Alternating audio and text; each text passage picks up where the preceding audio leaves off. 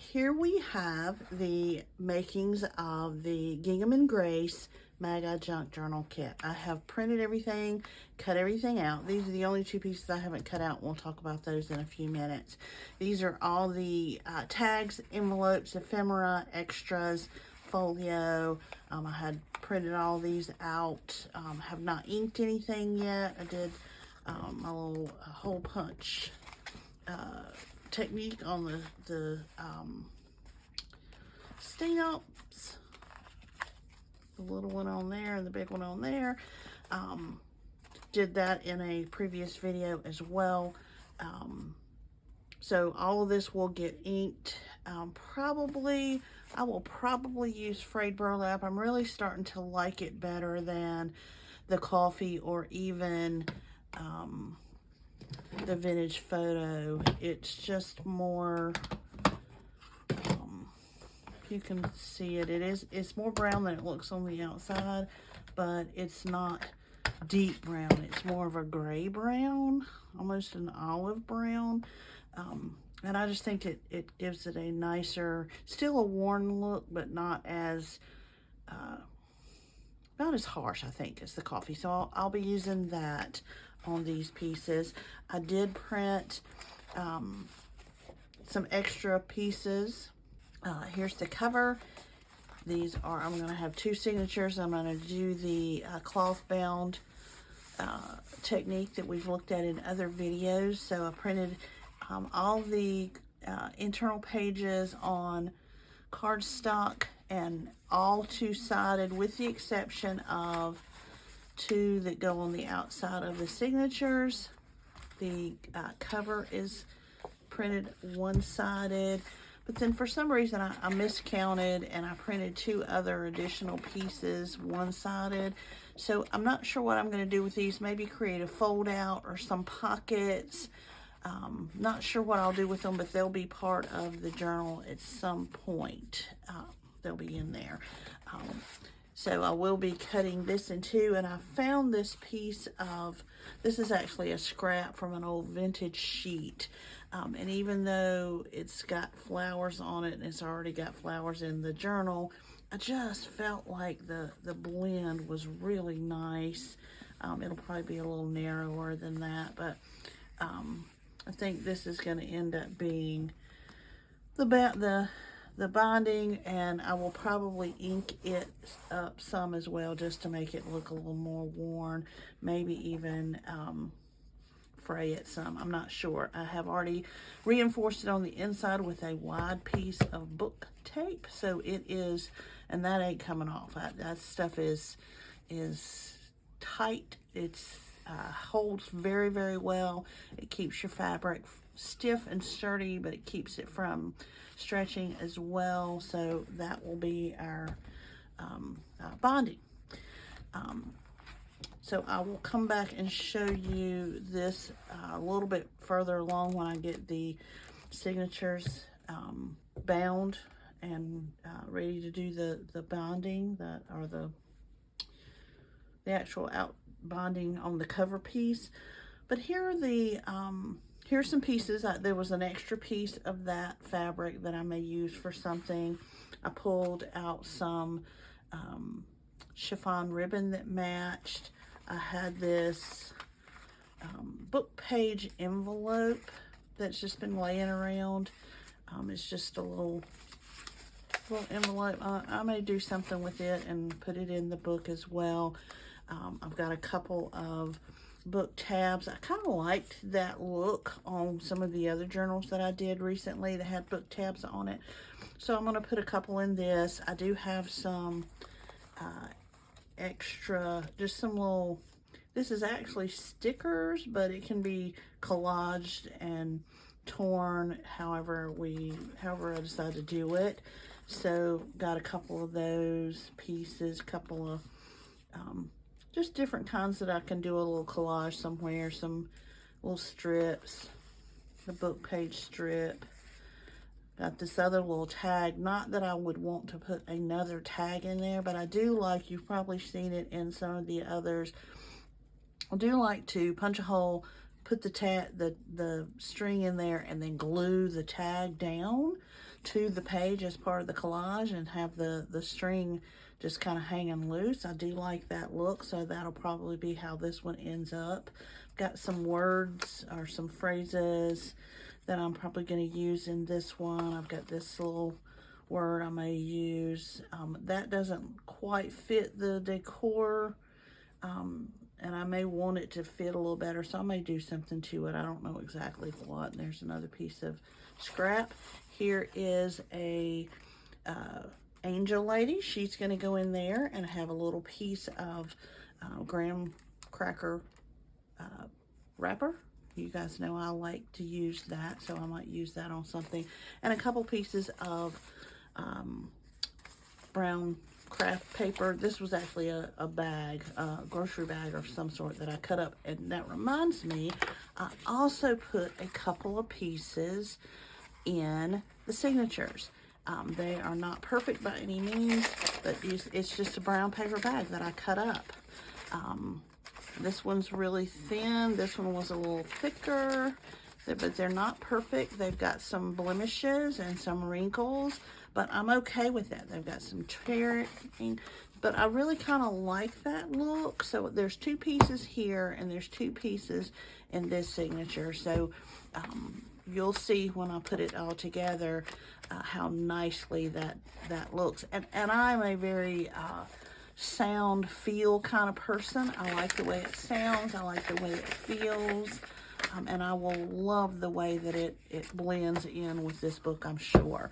So that's something a little different. We'll see some results of that later on. But then these are the two pieces that they're like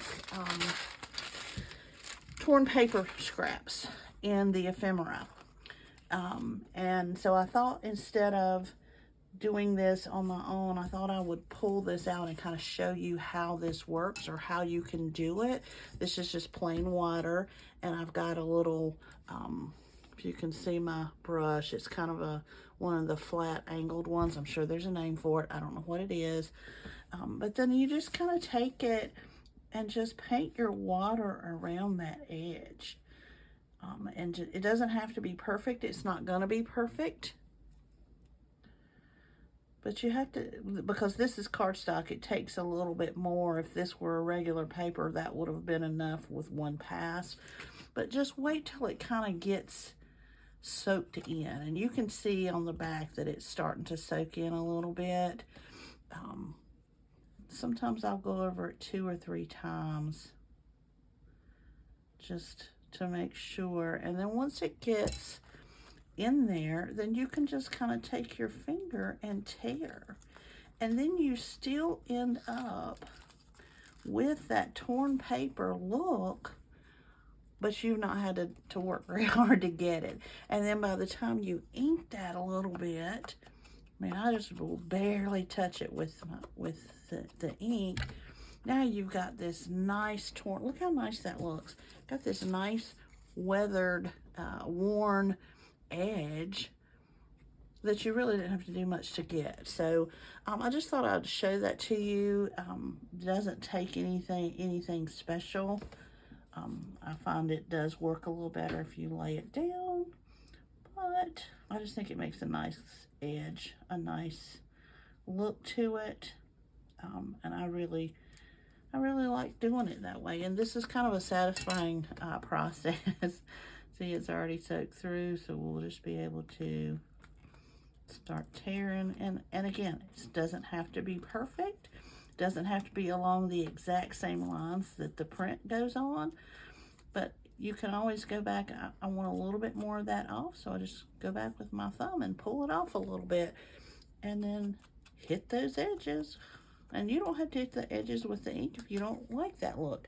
I would even really kind of like the ends to be a little, I'll use this little fancy tool since I have it, but you don't have to do that either. You can do it with water. You can just put a little bit of water on a straight edge like that, let it sink in, and then just use your finger and kind of tear it up, make it look a little worn on that end too. if that's the look you're going for. And then so now it looks like a piece of this. Actually, it looks like, to me, it looks like a piece of wallpaper that's been torn out, and I love that look. I think that will be absolutely yummy in this journal. So I'll do this other piece off camera, and then those two pieces will go in as a collage piece of some sort in this journal, and I'll come back and show you when I am ready to assembly. All right, here we are with our Gingham and Grace journal kit, ready to put the binding on it, or the spine. So I'm going to move this out of the way. I have gotten some other things done. I've gotten the inking done. I've gotten the scoring done. Got the folio together. Got some of the tags done. Put some ribbons and lace and things on some of the tags. Did most of that with staples or tying. But I want to show you this. Okay, so this is 2 signatures. This is that same process that I've mentioned to you several times with several of my journals. This is the Not My process. This is what I learned from Natasha at Treasure Books, and I will link to that video, her video on YouTube, where she shows you a simple way to do a journal binding. She shows you this from start to finish, and she's so much better at that than I am. But real quickly, I'll show you what we have here. We have 2 signatures, as you can see here, 2 signatures of the same size. The signatures were wrapped in clear, paper that was printed one-sided with the print on the inside. So the outside of the 2 signatures was blank. Then I did hand tie them with the 3-hole method with wax string. I have used regular embroidery thread or heavy duty cotton thread. It doesn't have to be waxed. I just happen to have some waxed bookbinding thread, so that's what I used. And this time I tied the knots on the outside. Sometimes I will tie the knot on the inside, and you'll see it right there. And I'll leave a couple little ends of the string, just think that adds character. But for this one, I wanted to try to do it a little differently than I have a couple of the others. So the knots are on the outside. And then the cover page was cut into right smack down the middle and glued to the front and the back. But not glued all the way to the edge. You see I've got a space on both of those, and that's what's going to allow it to lay flat when we get it bound, instead of you having to hold it down. For the most part, it'll lay flat. So then I have my fabric that I have cut to size. It is still a little long, but that's okay. We'll trim it up after we get it on there.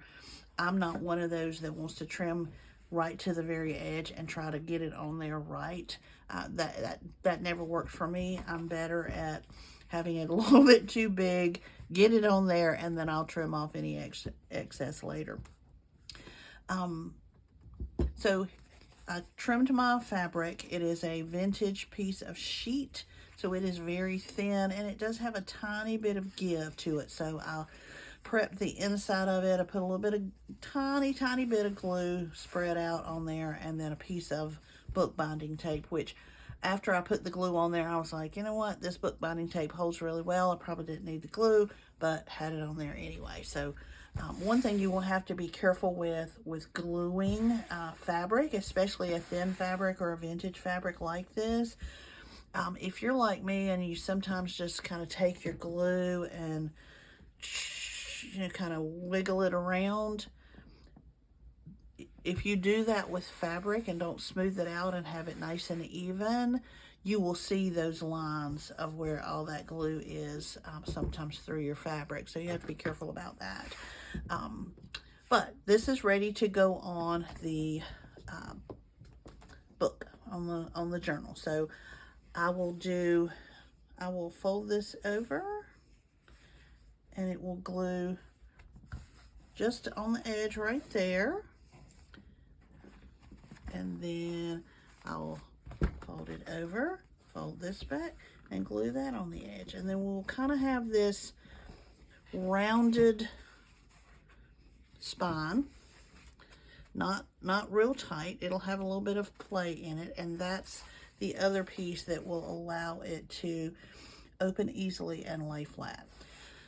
So when I do that, when I get the glue on here and get this on here where I want it, and it starts to stick, I'll wrap this in a piece of nonstick parchment paper and put it between two bricks. I've got two big bricks that I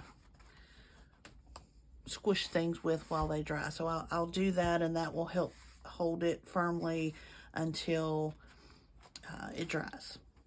So when we come back the next round, you will see that this is already bound.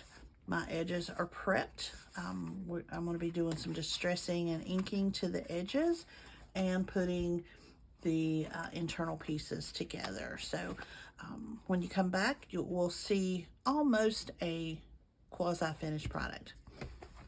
All right, see you soon.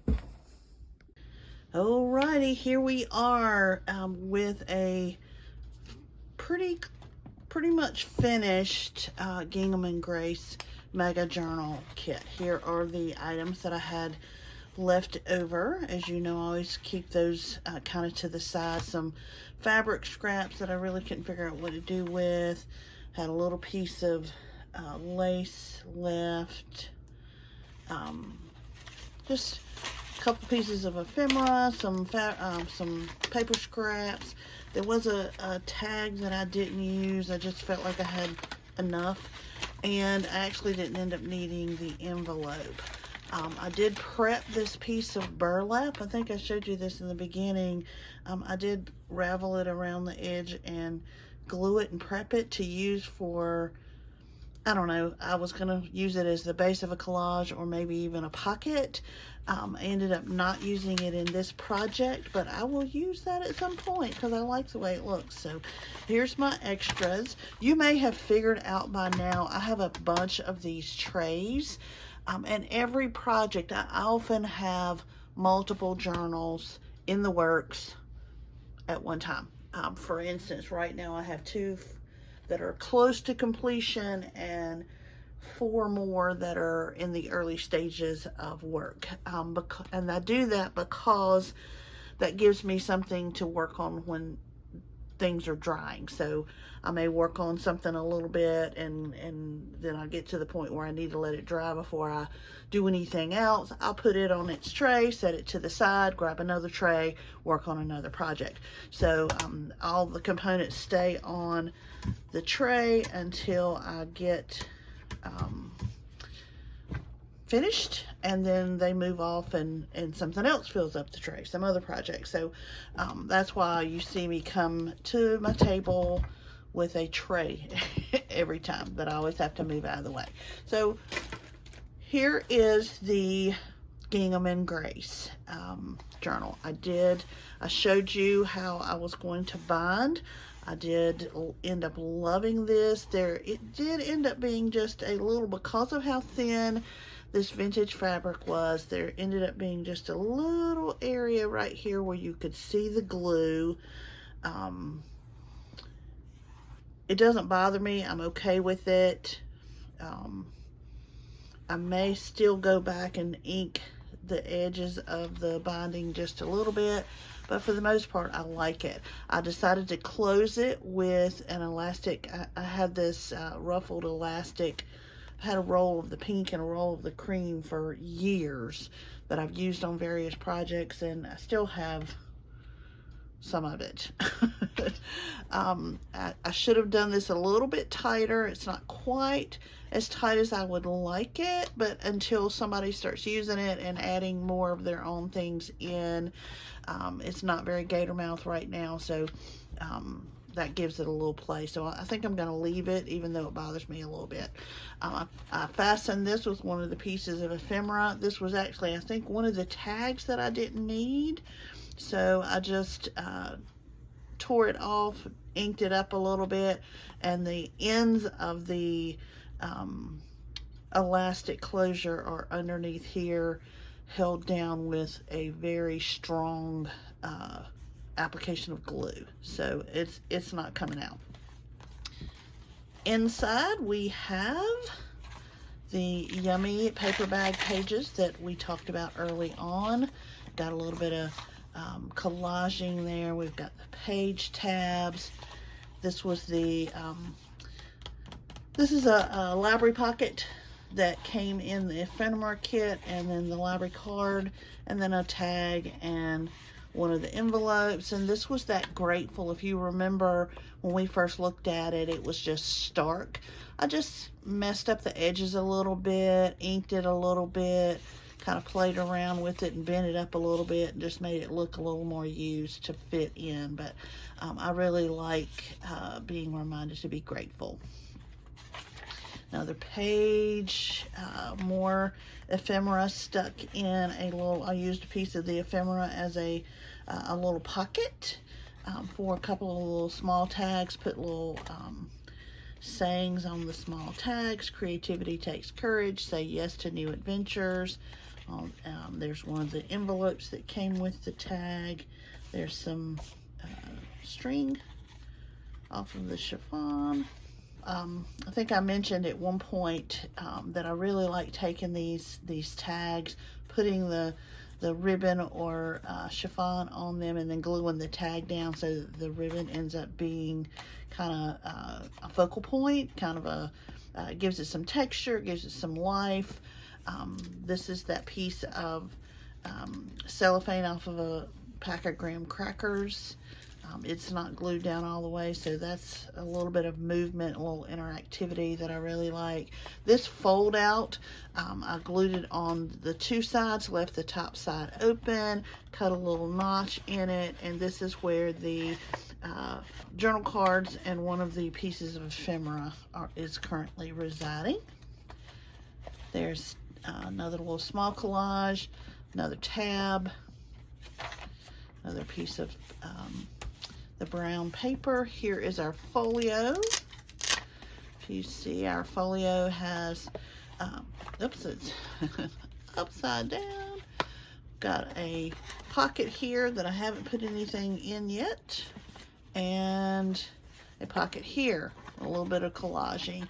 And then this was just some dotted paper that I had a stack of. I just cut it to fit and stapled it in there, and there is our folio and our belly band. A couple of ephemera pieces in that little pocket. Lots of place to write or sketch. Nice thick pages. These are thick enough to write on, but still have a nice crinkly sound to them. Not a whole lot of embellishment on some of these pages. Some were left relatively plain, or as they came. They weren't plain, but as they came. And then here is our angel lady. I thought she blended really well. I love her fur stole, which is, I can guarantee you, it is not real fur. It would not be in my journal if it was real fur. Be constantly curious. There's a page tab on this one. Just a little unexpected whimsy in a beautiful journal. You can see here where I tied this signature together with the 3-hole process. Here is another belly band created out of a piece of the ephemera with a tag stuck in there. Here's a fold out that is also a pocket.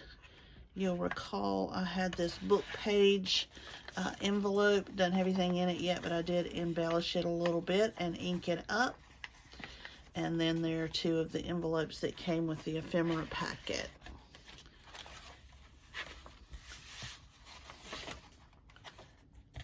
Another page. And then, sorry, that stuck a little bit. Everything is figure outable. Another brown paper page, and there we go. So I'm very pleased with the way this one turned out. There's a couple of things that I would have done differently. and I will do differently when I make another one. And that is, I probably would